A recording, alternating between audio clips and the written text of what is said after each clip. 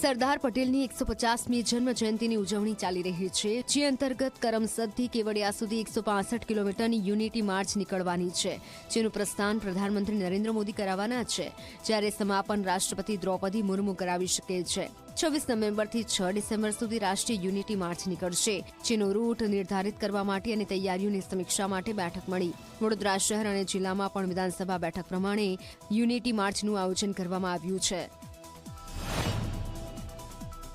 150 યુવાનો જ્યારે પદયાત્રા કરશે કરમસદથી કેવડિયા, ત્યારે એનો મહત્તમ ભાગ એ વડોદરા જિલ્લાથી પસાર થવાનો છે।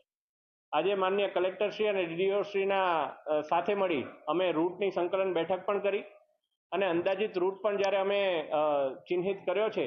આ રૂટનું અપ્રુવલ હવે આપણી ગુજરાત સરકાર અને કેન્દ્ર સરકારમાંથી આવશે, એટલે વિધિવત રીતે રૂટ પણ આપણે જાહેર કરવામાં આવશે। પરંતુ આ સમગ્ર રૂટની અંદર પ્રયાસ એવો રહેશે કે આ સમગ્ર રાષ્ટ્રીય સ્તરની પદયાત્રાના શુભારંભ છે, એમાં માનનીય પ્રધાનમંત્રી શ્રી પધારે।